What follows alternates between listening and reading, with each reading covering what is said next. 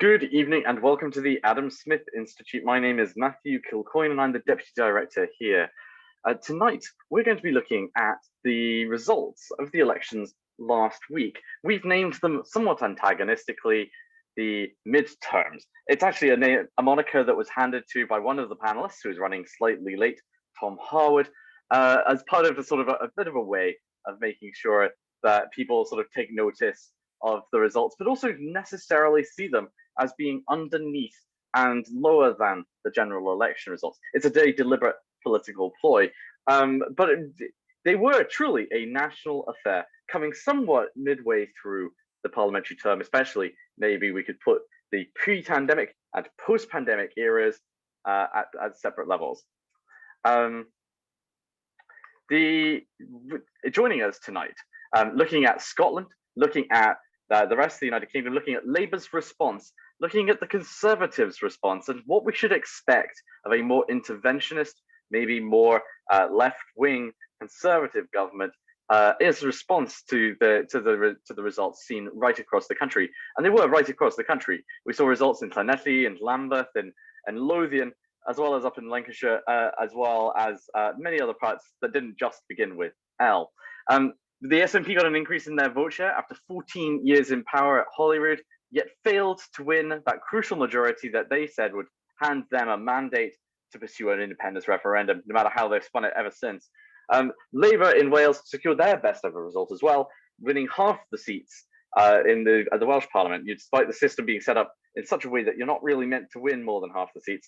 The Tories, after a decade-long rule at Westminster and 3 different prime ministers, gained councils and increased their vote share in mayoral elections in what was once seen as unwinnable places such as Teesside and Birmingham. In the Hartlepool by-election, voters switched to the Tories, with Labour then dramatically switching their top team around, such to the point that Angela Rayner was sacked and then promoted within the day. In fact, the reshuffle of the team managed to make sure that all 3 members just quickly was really more of a rehash of the deck rather than a total reshuffle of the party. To discuss all this and more, we are joined by 3 of the best political commentators in the country. Tom Harwood, who is currently sat at a traffic light, hoping beyond hope that the resurgent London congestion eases for him in the next few minutes. Rachel Cunliffe, who's a deputy online editor at the New Statesman, who's a regular guest at BBC and Sky News, and previously operated the comment section at City AM. So right across the political spectrum, and of course, those areas that you don't necessarily think of as being right and left. And then finally, Stephen Daisley, columnist at the Scottish Daily Mail and a regular writer for the Spectator. Stephen, I'm going to come to you first because Scotland took a lot of attention in the last couple of weeks, and in the immediate aftermath of the results. What can we really make of the fact that the SNP increased their vote share, the Independents vote increased its vote share maybe, but they didn't win the majority? Do they have a mandate for an independence referendum? And what's the antagonism that they're going to play? And how will that work for the next few years of politics between Edinburgh and London? Yes, Matt, it was a very shocking result in the Holyrood election. The SNP won. That never happens.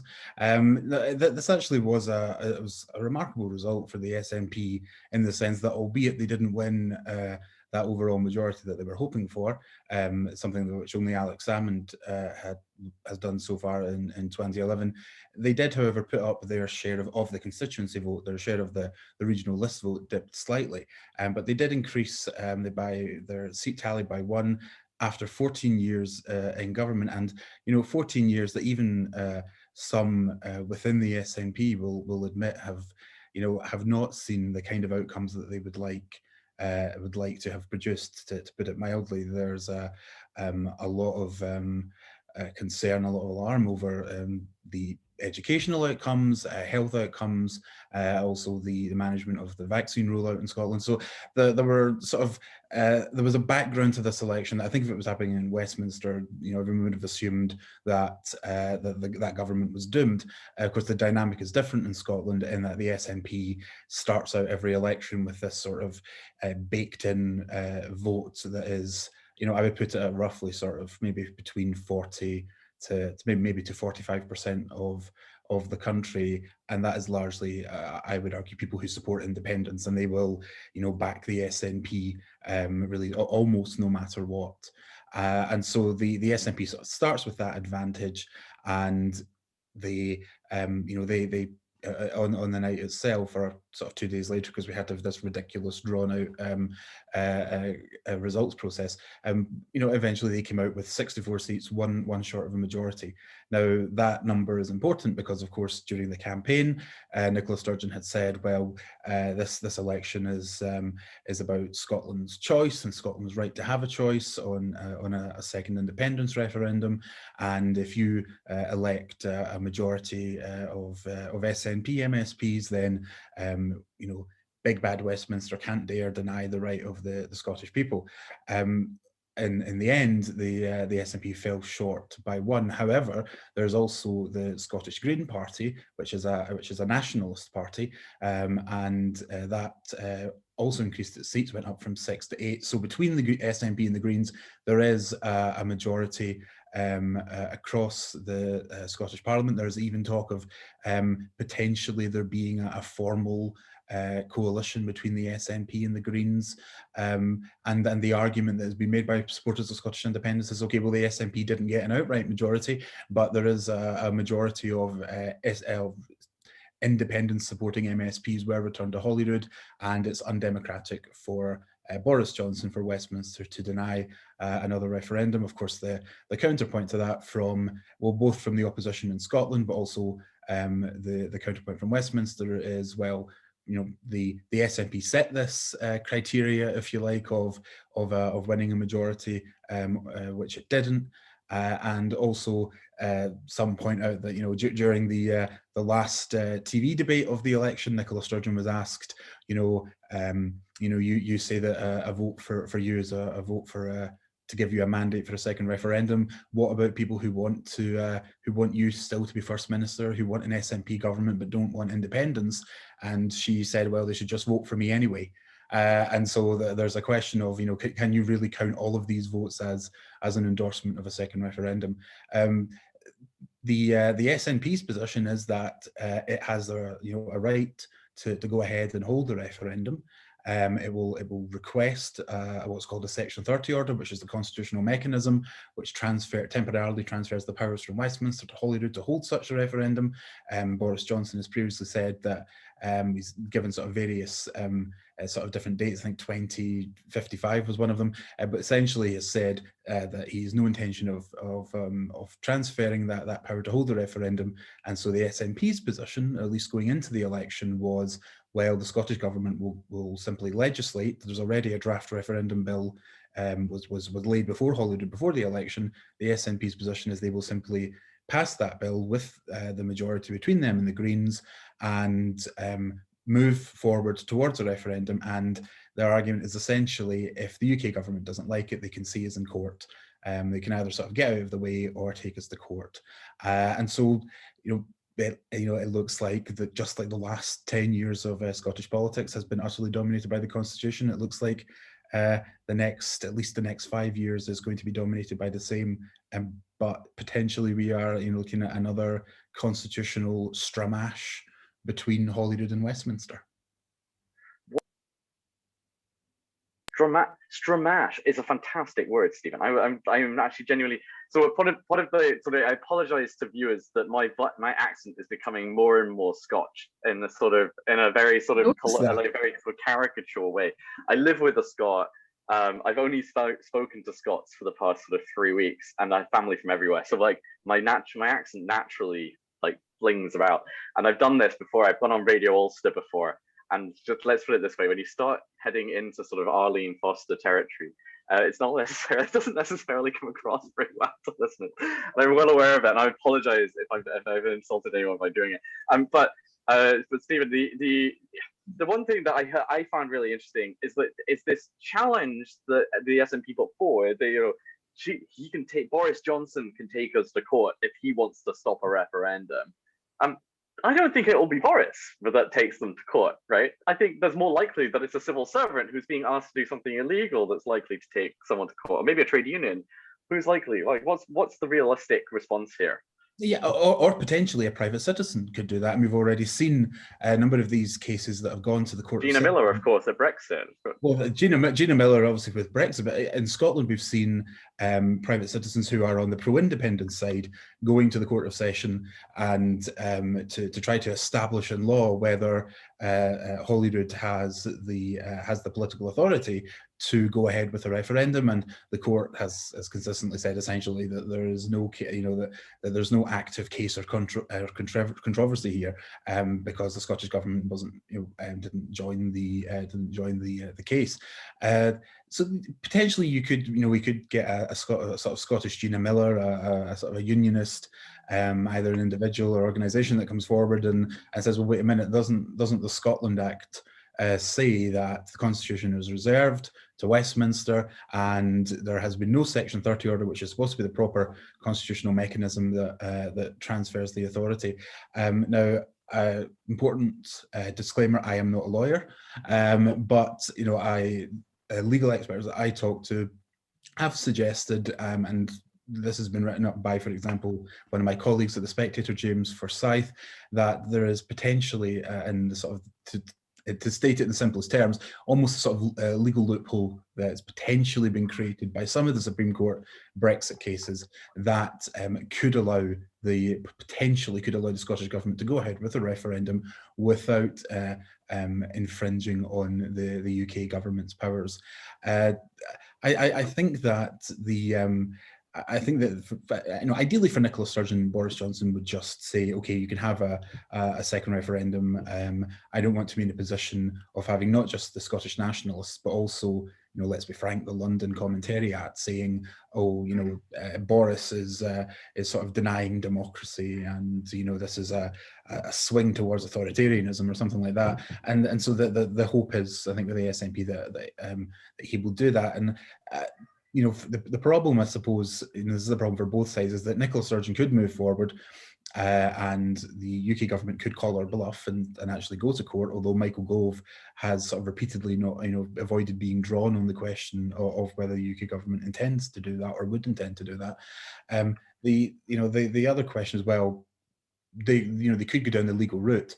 The court could say, actually, no, this is reserved to Westminster, and then that leaves the question as to what Nicola Sturgeon does next. That does that mean a reckoning, yet another civil war within the SNP? They come along like buses at this rate, quite frankly, because there is obviously that base of the SNP who that there is one reason and one reason only that you're a member of the SNP, and it's you want independence. And if Nicola Sturgeon has marched you up the hill, but can't get quite to the summit, then that's going to cause a bit of a ruckus. On the other side, of course, a big problem for the UK government is, what if they do go down the legal route and actually ultimately goes to the Supreme Court, and the Supreme Court says, actually no, this is perfectly within the powers of the Scottish Parliament to hold this referendum, perhaps using the Edinburgh Agreement, which paved the way for the first referendum as some kind of precedent for it. We are in really sort of uncharted territory here, where you do have the Scottish Parliament, which is a creation of the UK Parliament, essentially challenging whether the UK Parliament is sovereign. So I do think that that constitutional stramash that we talked about, that is very much on the cards. And a lot of this falls straight into the laps of the Labour Party, both historically on the devolution agenda of Tony Blair, and then Gordon Brown, and then the response of various politicians, various Labour administrations, both at Holyrood and in Cardiff Bay. Rachel, how much has Labour come to terms with what they've done to the country in terms of its constitutional setup? And is it being reflected in other local elections, or are we reading too much into different elections across the United Kingdom in different ways, which are actually quite distinct, and in many ways by design quite distinct? Brilliant segue there, and thank you for inviting me on this panel. One thought quickly on some of the stuff that Stephen was saying about won't they allow a referendum. You can argue about who has the technical right to request that referendum, and if the SNP do have the right to do that. I just wonder what would have happened. I'm playing sort of being a bit provocative here, but what would have happened if the EU had said, to the UK, no, you can't have a referendum to leave. The Lisbon Convention or whatever says that you can't do that. And I wonder if quite a few people who actually didn't necessarily want a referendum and certainly didn't want to leave the EU might have been a little bit, might have bristled somewhat about bureaucrats in Brussels telling them that they couldn't have one and they couldn't decide for themselves. And I think Westminster should be a little bit wary about that, how much in denying this and saying you can't have one, they might actually be turning some of their allies against them. Just a thing to think about. On Labour, on these elections, goodness, I've got to say, having had a quite sleep-deprived weekend looking at all the results that came through, it's something of a Rorschach test. I think you can see in these election results whatever you want to, particularly on the Labour side. We are all treating this like it was some kind of existential crisis for Labour, and maybe it is. There are definitely points in that direction. But Labour, if they had good comms, if they were a little bit more positive, a little bit more outward focused rather than inward focused, could spin this as some quite good wins. Okay, they lost Hartlepool, not great, but tremendous gains for Welsh Labour, tremendous gains for Andy Burnham in Manchester, success across the mayoral elections, good showing in cities, all of which against a backdrop where the only issue that anyone wants to talk about right now and is on everyone's minds is the pandemic, which is an issue where the Conservatives are doing very well because we're at that point in the vaccine rollout and there isn't any political airtime for Labour to get its message across. So you could look at those results and say the board was really stacked against Labour, and they did poorly but okay-ish. Equally, you can look at it and go, panic, let's do something, let's demote our deputy leader who's actually really popular and then actually promote her instead, which is what they seem to be doing, chasing their tails somewhat. And I despair because I feel like there was a good narrative for Labour to tell about these elections. Keep cool, focus on the fact that these aren't normal elections, it's not a normal setting for elections, focus on the fact that they did well in Wales, the SNP did well in Scotland, the Tories did well in the rest of the country overall. That would suggest this is an election that favours incumbents, and kind of take the hits and run with it. Instead, we've got panic and an existential crisis.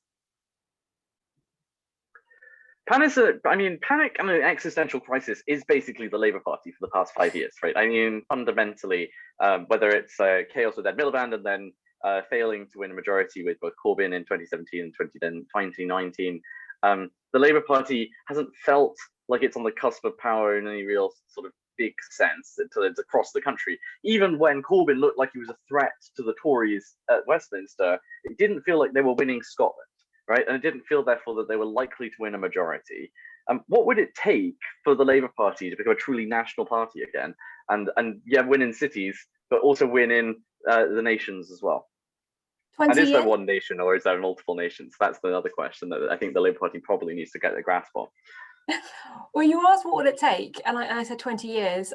It's going to take time because a lot of this is actually not really Labour's fault. It's demographic changes. I'm tempted to get Stephen right back in on that. It's not Labour's fault, but we'll come back. I think it's not all Labour's fault.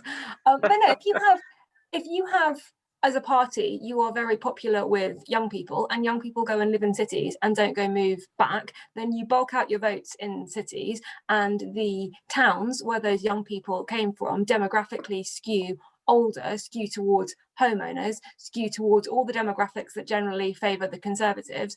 Your support in those places is going to ebb, and that's not necessarily because you've lost votes, it's because your voters have moved. So does Labour have demographic issues, problems with reaching out across the country? Yes, hugely so.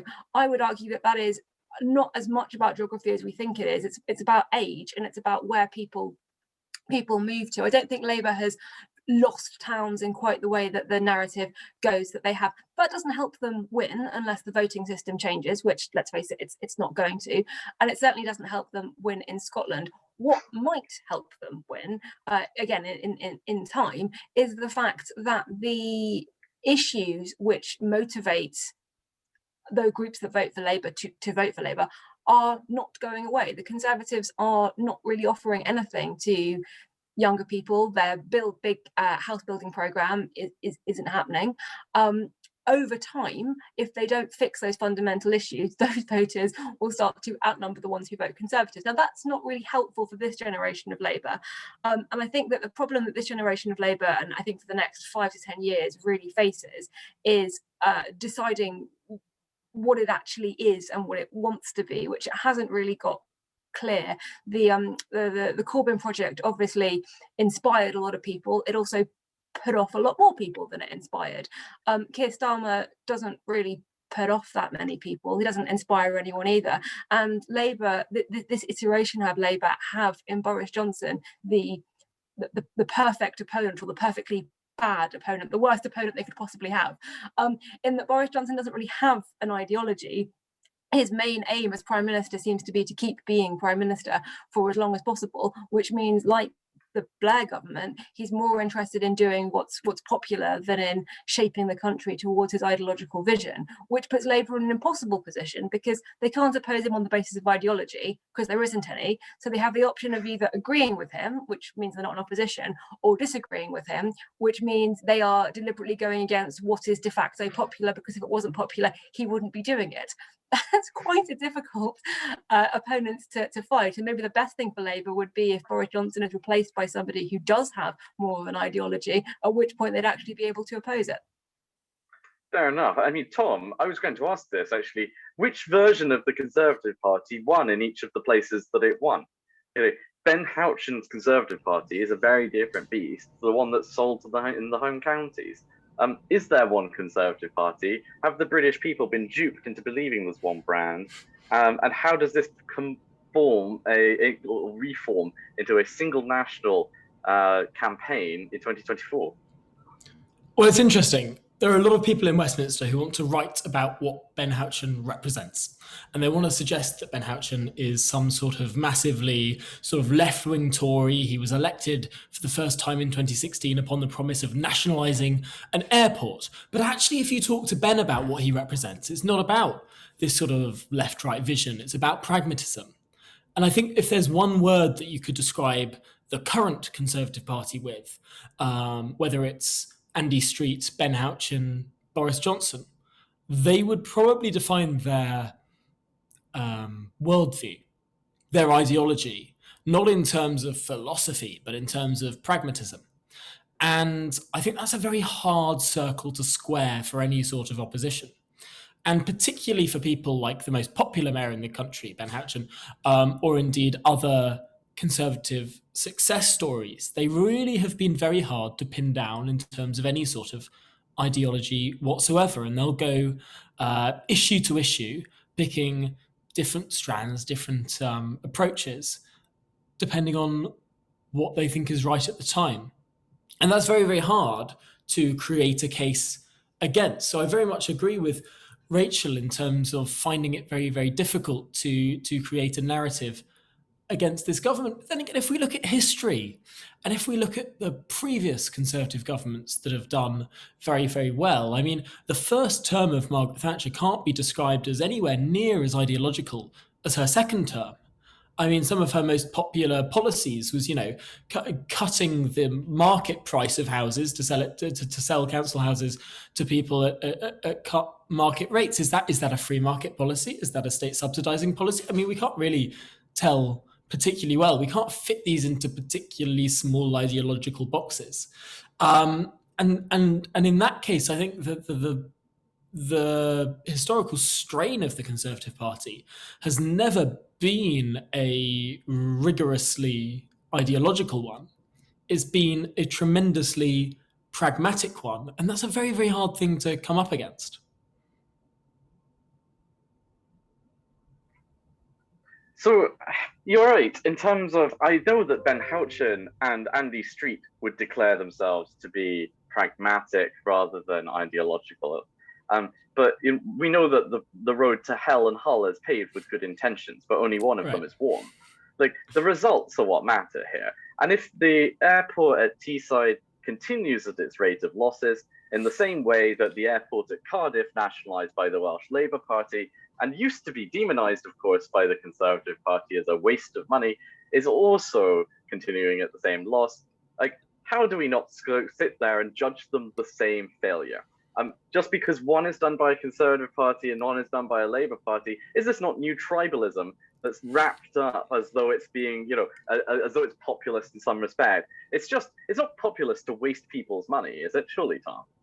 Oh God, no! And don't get me wrong. I'm not cheering on any sort of nationalisation here. I'm just trying to analyse what has been done to ensure that these particular representatives of the Conservative Party in particular parts of the country have struck a chord with certain electorates. Now, I'm fairly sure that Ben Houchen will move on from being mayor of the Tees Valley before Tees Valley Airport will fall into any particular if only because it's strain. worth like £35,000. And maybe that's the problem, isn't it, Tom? Because these politicians are taking decisions that will last for tens of years, maybe sometimes decades. Those debt that they're racking up in their names and in their constituents' names, and actually, more importantly, the general taxpayers' names right across the country, because this is really just a redistribution effort from like wealthier parts of the UK to Teesside, as much as Teesside probably deserves it, of course, for some historical reasons or other. But this is a real issue, right? Because they will not be there to see the results of come in, and rightly so, because he's only earning £35,000. He would be mad to continue in that job for much longer, right? He could earn like 10 times that in a part of London if he was doing, especially with the profile he now has, the links he has with the Prime Minister and so on. So why is it that we have allowed a devolution settlement to exist within the country, which is racking up debts in the general taxpayer's name, but which does not have a mandate from the general taxpayer to do so? Right. I think this is one of the problems of a nascent devolution settlement, right? Like, we have very, very asymptomatic devolution. And this is one of the reasons why I'm so keen to brand the recent set of local elections as midterms, because I think we need to think of the election of the London Assembly and the London Mayor and the West Midlands Mayor and the Tees Valley Mayor and the Liverpool City Region Mayor in the same bracket in which we think about the election of the Scottish Parliament and the Senedd and the First Minister of Scotland and all of these things. We should think of them on the same level of government. And I think one of the problems is that because all of these different things have come in with different levels of powers at different times, some mayors are in charge of, the policing settlement and some aren't. Some regions have assemblies, some have parliaments, some have nothing of the sort and are combined authorities. It's a complete mess. And one of the reasons why I'm in favour of this sort of midterm branding is being able to think, hang on, the most senior level of political decision-making is Westminster, and that happens once every 4 or 5 years. And then in between those terms, we have our midterm elections of our lower rungs of government, where we elect our regional mayors, our regional or national parliaments, our assemblies, all of these things that decide the next rung down. And unless there's sort of a widespread understanding of this hierarchy of government, I think we have a genuine problem. And so initializing this societal understanding of, in a similar way that Germany or Australia or America has, in terms of, if I vote for my state parliament, I'm voting on these issues, and if I'm voting for my national parliament, I'm voting on these issues.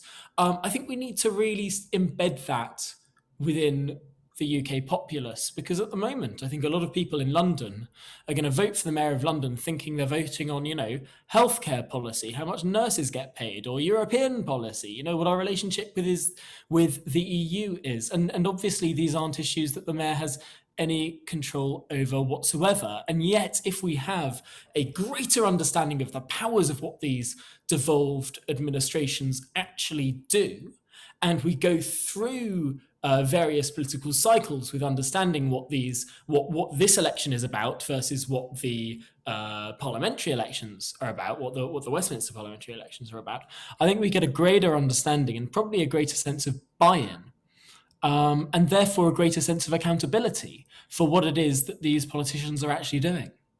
And that buy-in, I think, really, I'm going to spread it out back up to all of you at the panel. Please get your questions coming in. We've had quite a few coming in already. Just my last one before we go back onto that. I think that buy-in is really quite an important one because Stephen, Rachel, and Tom, like, we can say that Wales Labour Party had its best ever result, but its best ever result was still with a turnout of under 50%. In Scotland, the SNP had had an increase in its vote share, but again, it was lower than the turnout at the general election for the UK Parliament. And in London, well below 50%, and not even getting over the 50%, getting anywhere near 50% in terms of the vote for speak. So in terms of like, how much are we able to say these people really have a voice? And my favorite stat actually is that the MP for that represents the same constituency as Mark Drakeford, the First Minister of Wales, actually has a bigger vote for him than Mark Drakeford has for him. So it's like, who should we be going to when we're like going the voice of Wales, or really who should have the right to vote on various issues? And I don't know what you think about that. I'm just going to throw that out to both of you. Tommy, you can go first, and then I'll come to Stephen, then I'll go to Rachel. Well, I don't think that we should denigrate the idea that having a slightly lower turnout is somehow less legitimate. I mean, if we looked at any state election in the United States of America, I mean, the governor of Florida or California or Colorado are voted on a far lower turnout than people who vote for the United States of America president. And that doesn't mean that their position is any less legitimate, or that their powers are any less important, or that their position is any, less significant. I think that we can get too hung up on turnout, but what really matters is a popular understanding of what the role of that politician you're electing is. We've heard for so often over the last, especially over the last week, that Scotland has two governments. And I think this is a line that the SNP really love to trot out, as if the Scottish government and the UK government are parallel. They're not. They're really not. One is a rung below the other. It's like saying Colorado has two governments. Well, technically, yes, but one is in charge of, foreign affairs, and one is in charge of, roads. Like, these are entirely different levels, and pretending, I think the news media gets this so wrong. Like, putting up Nicola Sturgeon parallel to Boris Johnson in terms of COVID briefings or anything, like, is just peculiar. Is just misunderstanding of the settlement of devolution. No, Nicola Sturgeon's on the level of Sadiq Khan or Andy Burnham or Andy Street or Ben Hatchett. That's the level of that's the level I think we should reach in terms of devolution within the country, and we shouldn't ever pretend that, for example, devolution within Wales and Scotland is on the same level as our Westminster Parliament, because it's not. We have the Westminster overarching parliament in this country that is this sort of, we shouldn't use the word federal because it's not, but that's basically how we should see the Prime Minister, and then there are rungs below, and by suggesting that we have two governments for Scotland that are somehow equal, I think is doing a disservice to the reality of the situation. Well, that's not the reality, is it, Tom? So Rachel, what is the reality? Like, are the parliaments equal? Is Nicola Sturgeon equivalent to Boris? In terms of providing, de facto or de jure? Sorry? De facto or de jure, as in the popular imagination or in reality as well? Depends on the issue. In terms of running the Scottish education system, then yeah, she is equivalent to Boris Johnson, and in terms of healthcare, very, very similar. In terms of, is Scotland going to intervene in Syria? Less so. So Tom's right in that it's issue by issue, and in some ways we have a very good understanding of that. I mean, a really good example of this is the fact that the Lib Dems, the most Remain party that exists, have been making gains in local councils in areas that overwhelmingly voted Brexit. That is not because those voters are confused about what the Lib Dem stands for. It's because they trust that on local issues like who's going to get the bins out reliably, and who's going to sort out their low traffic neighbourhoods, or indeed the opposite, they trust the Lib Dems with that. Voters do have that understanding. I think with the devolution, particularly in Scotland and Wales, it's difficult because it's so relatively new. We're still kind of feeling this out as we go. Mayors are incredibly new. We talk about the London mayor like it's an institution. Sadiq Khan is only the third that we've had, and that's the oldest one. I interviewed Lawrence Fox last week before the election. He had lots and lots of policies for how he was going to, if elected mayor, change what Londoners were taught in schools and scrap lockdown rules across London. And when I said, you do realise that the mayor doesn't actually do that, he goes, but they all talk about it. Sadiq Khan wants to impose rent controls, not in his powers. The police and crime commissioners across the country have views on what should be law, which again is not in their powers. There's confusion, I think, because it's nascent, because we're still feeling our way, and in any political situation where there's ambiguity, everybody is going to take advantage of it. Everyone is going to try and make sure that the part of government that they're in control of, be it high or low, gets all the credit for the stuff that does well, and all the stuff that goes badly, it's Westminster's fault. And Stephen, I imagine that you're going to agree quite heavily there in terms of the need for some clarity. You've been quite a big proponent of an idea of a Clarity Act. I wonder, though. No, well, maybe not. Okay, fair enough. But I wonder, it's like this is a playbook that Boris should know well, isn't it? Because the Brexiteers had a lot of long-running, small-level complaints that anything that went badly wrong at Westminster could be assigned to the European Union. And now that buck has come back, now has to rest with Westminster. But they're finding exactly the same underneath them. And it's actually one of the reasons that I voted to leave the European Union, because I thought there was a drip of powers down, a drip of powers up, and leaving a hollow centre.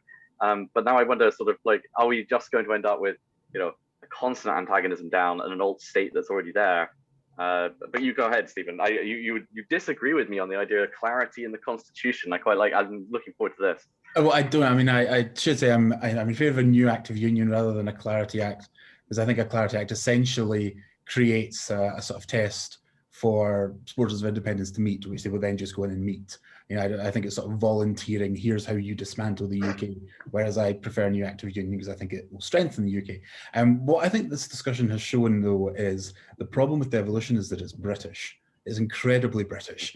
And by which I mean, nothing is really, well, not that nothing is written down, but like our constitution, it's not codified, it's embryotic, it is totally evolutionary, and Tom mentioned about it being asymmetric, and it is. And, it kind of goes back to what Rachel was saying earlier about, well, what if the EU had said that, the UK, you can't have a referendum, or, before, relatively recently, the idea that you would compare the EU to the UK, which the UK is supposed to be a sovereign state, that would just seem like a strange comparison. It's actually arguably not that strange now, and that is because devolution sort of, we sort of went down, and listen, I'm signed up member of the Tony Blair fan club, and think he was a great prime minister.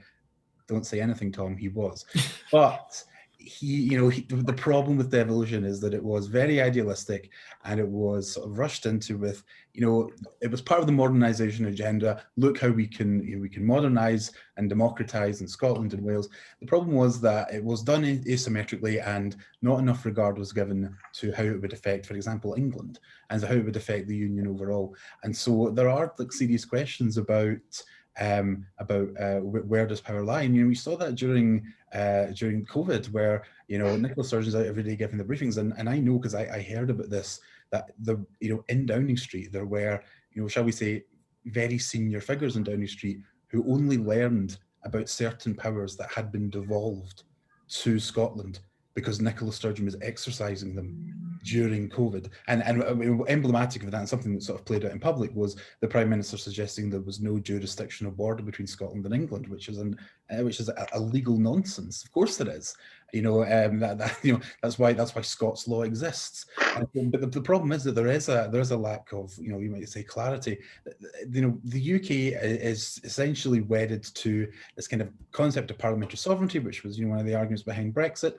But at the same time, we have expanded this very poorly defined system of devolution. I think either you do have to have something like a new Act of Union, which defines where power lies, where sovereignty lies, and who can and can't exercise authority on these issues and other issues, or you have to sort of accept that or do what I think probably we will end up doing, which is again the British thing of just letting it rumble on, hope it all goes away and something else comes up.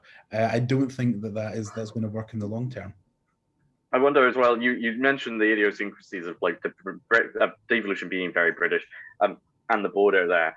As a Welshman, and my parents living on the Welsh side of the border, and obviously I lived in London during this pandemic, that it's very strange because there's one jurisdiction of England and Wales, there's one legal area. And so the Welsh Parliament passed a law saying that you weren't able to cross the border, but they did not have the right, because policing is not devolved, to police that, which they were told they weren't allowed to police. And then, but they were entitled to police the legislation that was compatible with one another, where you weren't able to travel more than 5 miles, and that covered most people crossing the border there and there. But it didn't. But it was ended up with this very strange scenario where devolution creates layers of sort of competing and conflicting laws in the UK in the case of crisis. Although a lot of this, by the way, stems from the fact that the Civil Contingencies Act 2004, which was designed for, I don't know if this exact scenario, where you might want the UK Parliament to create a one nation response, was very much not done it was not adhered to. And maybe there was one minister in particular, Stephen, who was quite vociferous against using the powers in the Civil Contingencies Act to produce a singular one. We always give one question to Eamon Butler, our founder and director. He goes first because he's our leader. Eamon, I'm going to take the question that you said here about Catalonia. Do you worry, Stephen, about a Catalonia-style standoff and mess? Having worked for the Catalonians during their referendum year, I worry about that. So do you think that we're going to see scenes of old women beaten in the street as they try and vote to leave the UK? I mean, I suppose in theory, I worry about ever getting to that point. I don't see it happening, I don't see it happening for one reason, is that Nicola Sturgeon is the leader of the SNP. And, the thing about Nicola Sturgeon is that for all that, if you open kind of the sort of London, particularly London sort of left of centre press, you would believe that Nicola Sturgeon is some kind of progressive or radical. And she's actually a very, very cautious conservative politician. And, she is she's a sort of middle of the road Ayrshire solicitor. And, she has repeatedly said that she would be against any kind of, so-called wildcat or unlawful referendum. And I don't really see circumstances where Nicola Sturgeon would go against that. But that's quite different, isn't it, from Joanna Cherry QC, who says that she wants a unilateral declaration of independence. But she's not a middle of the road solicitor. She's like a firebrand, jolly on morn, going out with a like to beat the fox in the wife's kimono kind of class. I just want to say, for legal reasons, that there's no evidence that Joanna Cherry has ever. That's true, of course, and there's no evidence that Jolly on Morn did any such thing to damage any fox as well. So I should have on that out.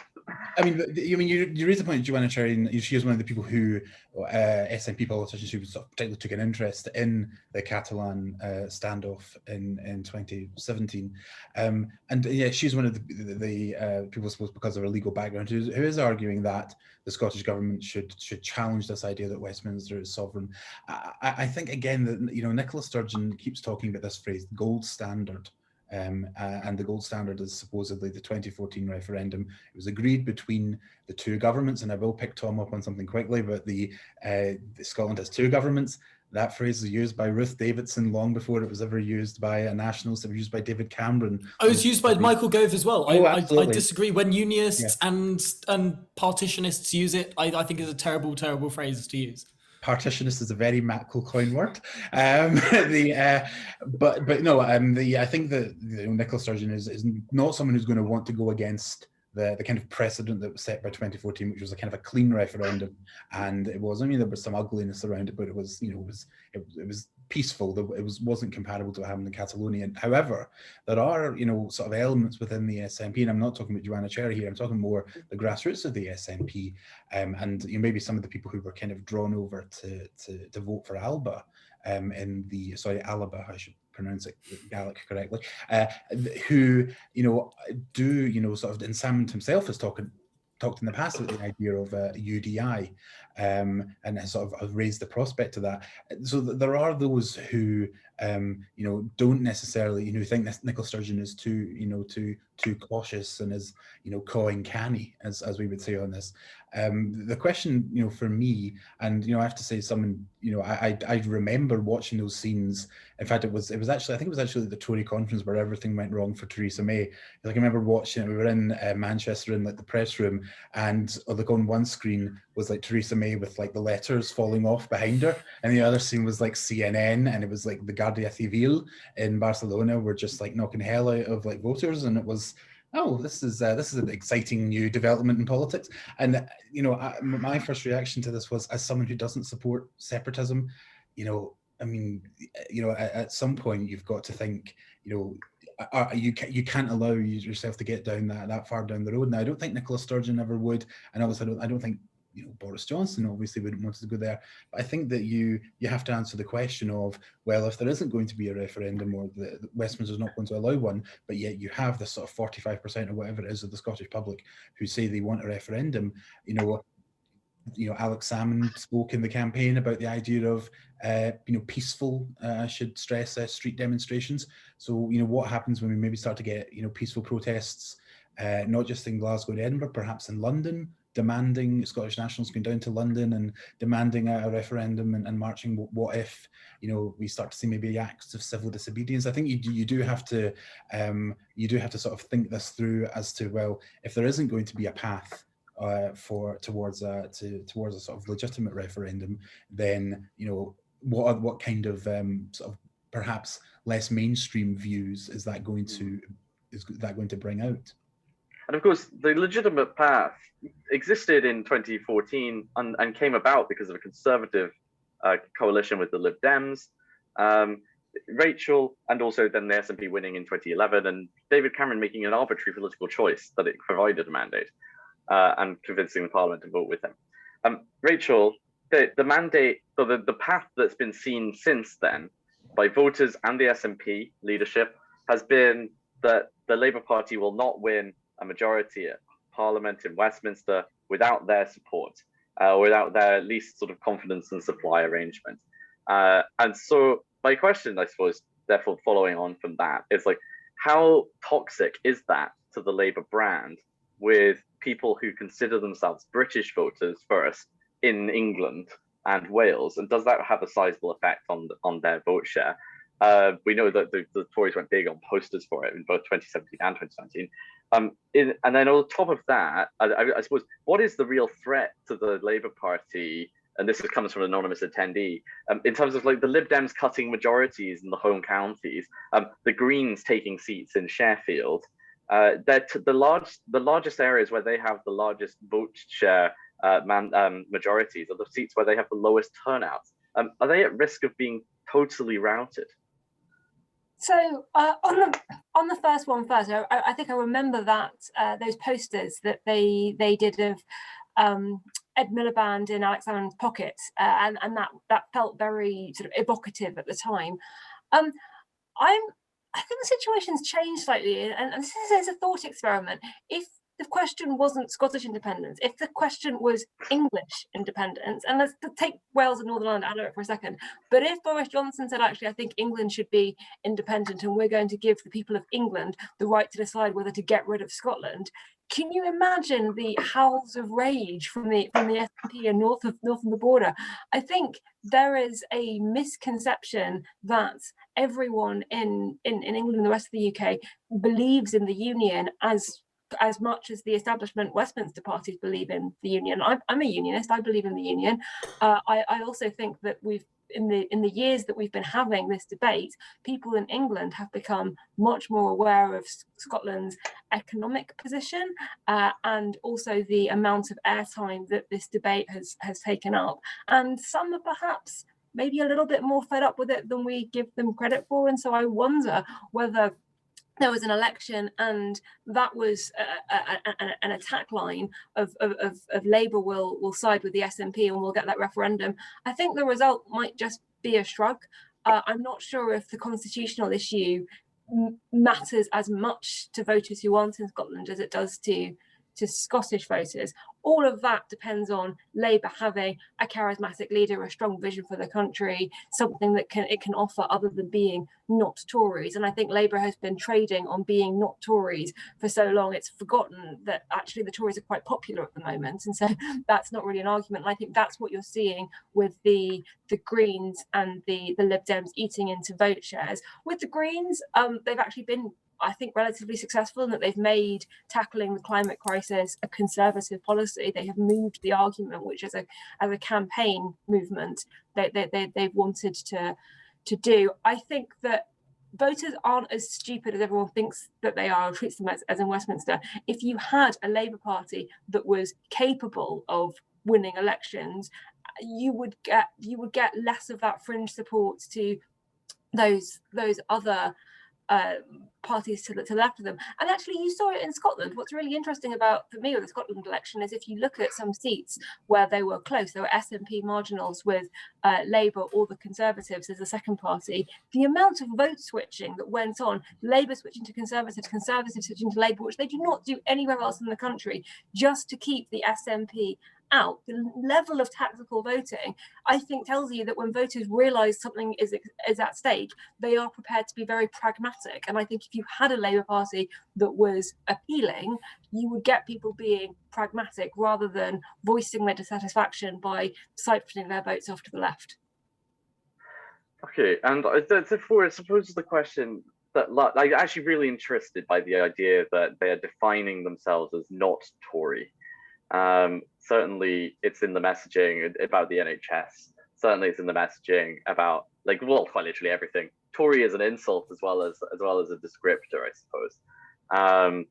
But a lot of voters just don't see it as that anymore. And so the question that comes out of the Police and Crime Commissioner votes, and I know that they're not as sexy and glamorous as some of the other big votes.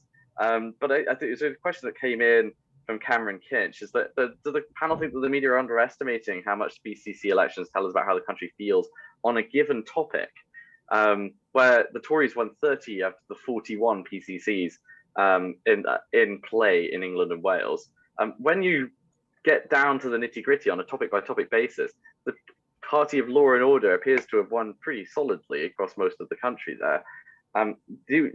Maybe that's the way that a lot more politics should go? We should be looking at, like, voting on an issue basis rather than voting a party across a whole slew. Is that the way forward, or are PCCs a bit of an aberration? I'd let anybody go for that one, because that's a bit of an out there one. Just to jump in on the on the Police and Crime Commissioner thing, it's a terrible name for these positions, by the way. We shouldn't call them a 3-word initialism. Like, it's really awful. No one knows what the hell a PCC is. Call them sheriffs. I am so in agreement with you there. Number one, the reason. Literally, the Sheriff of Nottinghamshire would be a marvellous position to elect. Call them AC12. And AC12, that's the obvious name for them. But when we look at the actual elections that have happened now, which is the highest turnout in Police and Crime Commissioners elections ever, I mean, from 20%, Tom. Yeah. Well, I mean, from 10% when they were first put in place, because the Lib Dems didn't want to hold them at the same time as the local elections, because the Lib Dems were scared that if people had police and crime issues at the forefront of their mind, they won't vote for the Liberal Party, because most people are horribly authoritarian in this country, as the last year has sadly shown. I think the reality of the PCC elections isn't that they're particularly different from all the other elections that we've seen. If we look at the West Midlands, like the mayor that was elected was Andy Street, a Tory, but the PCC that was elected was a Labour Party politician. Same electoral area, people going differently. I think that the point is that many more parts of England, well, every single part of England elects a PCC, and very few places elect a metropolitan mayor. And so really all this is showing is that England is very, very conservative. Well, that's not a particular surprise. Wales, much more Labour in the PCC elections. Scotland doesn't elect PCCs. So like that, I think that's the ultimate story. It doesn't really tell us anything more than England has swung incredibly conservative. And that's just about it. I don't think it really tells us all that much more about voters' priorities or anything else. It just shows that over the last decade, where we have had these sort of elections, the populace has really swung in one particular party's favour. Can I just quickly jump in? And we've got 2 minutes to go, so I'm going to leave you to your final thoughts.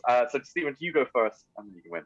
I was very going to say on the PCC thing, we don't have those in Scotland. We don't have metro mayors in Scotland. One of the things that's happened because of devolution is that it's almost like a kind of a machismo thing, where if you believe in devolution, if you believe that Scotland and Scottish self-governance, that you want the Scottish government to be stronger and the centre to be stronger, and that's what the SNP has done, really, is centralise a lot of things. And so the idea of metro mayors or PCCs, we just can't get off the ground in Scotland. And that's one of the other problems, I think, with devolution, is that actually it has led to a great deal of centralisation. So where we talk about self-government in Scotland and more, you know, Scotland making more of its own decisions, actually what you mean is 129 MSPs in Holyrood making more decisions and actually taking away a lot of powers from, particularly from local councils.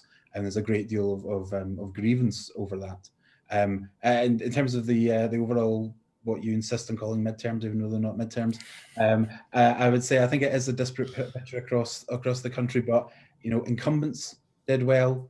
I think politicians and parties that put to the centre and who were triangulators, certainly, and maybe less, not maybe so much Mark Drakeford, but certainly Boris and Nicola Sturgeon, you know, are in their own. Although the English and Scottish centre ground is different, they are essentially playing to the centre, and also, you know, politicians who led the COVID response did well. And I think those are the 3 things I would take away from the midterms that aren't midterms. Sorry, Tom. Rachel, you're up for next, and then I'll leave Tom to defend his terminology. I'm going to question the point of this webinar entirely and say that I actually don't think we can read that much about the state of UK politics from these elections, certainly not about going into the next election, because I just think that the timing of this is so unusual. We've had a year like no other. There has been no time to debate any policy that isn't to do with the pandemic. The parties that are at the moment in time handling the pandemic well with the vaccine rollout did well. Had we had these elections a year ago when they were meant to be held, some of them, then I think the picture would have been rather different. The next election is going to happen midway through or straight after huge economic upheaval. We've got a lot of jobs that we're going to lose. We've got a lot of people's lives that are going to change radically.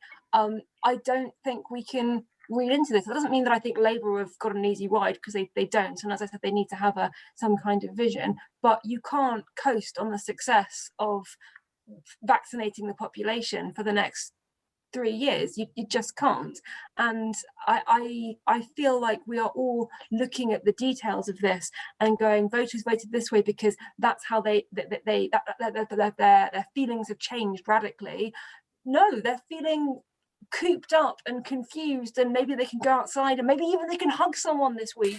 We're not in a normal state, either individually or as political parties or as a country. So completely pointless to try. Rachel, don't be so upbeat. We could be at war with China by the end of this next parliament. You know, it might not be normal times by then. Tom, final bit.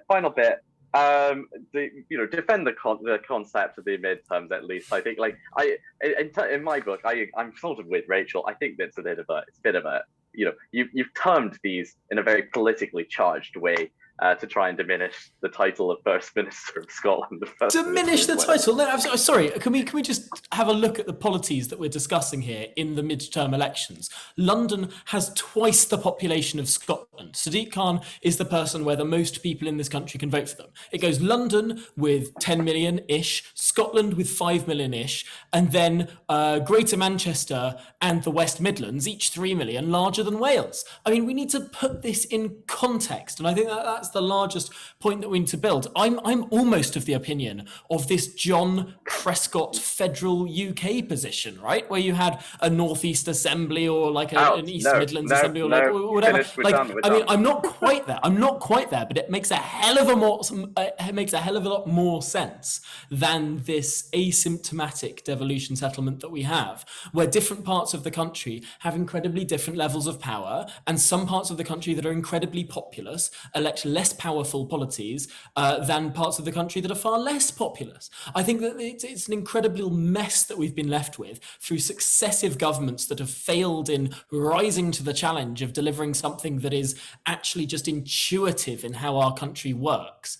And the first step, which I know I've been speaking to some ministers over the last week in terms of like how we're going to deliver something that makes more internal sense, like holding these sort of elections at the same time, I think is the first step along this road to make sure people understand that, I mean, one of the things in terms of increasing turnout for things like PCC elections, you know, from 10% to 50% as we've done over the last 3 cycles, is holding them at the same time as other elections in terms of similar to how the US does. But I mean, if we can sync up these elections, if we can sync up some of these powers, if we can make people think in terms of devolution, you know, think of sort of a level of government that isn't the same as electing your councillor, but isn't the same as electing a Westminster Parliament. There is this middle rung of power that is very important, that is incredibly important, that controls a lot of things about our lives. The Scottish Parliament is an incredibly important institution, and no one should denigrate that. But no one should pretend that it's some sort of challenge to Boris Johnson.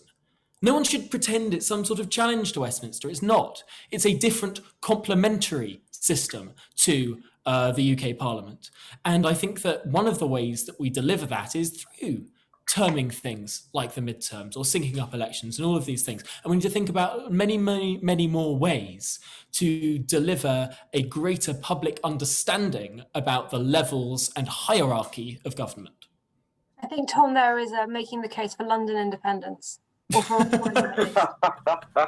Well, I'm going to leave you with the words of Jeremy Driver, who is the prophet of our age and not well known enough. In his Substack Normalization, he just says that in 2021, Britain is less a nation divided and more a nation uninterested, and that we should all move on from the midterms. Thank you very much to Rachel, Tom, Stephen. Thank you so much for all of you at home joining us as well. We get back to our normal schedule next week when we start talking about real topics again, rather than just politics. Back to policy, if there's any that came out of the Queen's speech. I'm pretty sure that was all politics too. But like, join us next week. We love to hear from you. We love to see from you. And thank you so much for your support. Good night.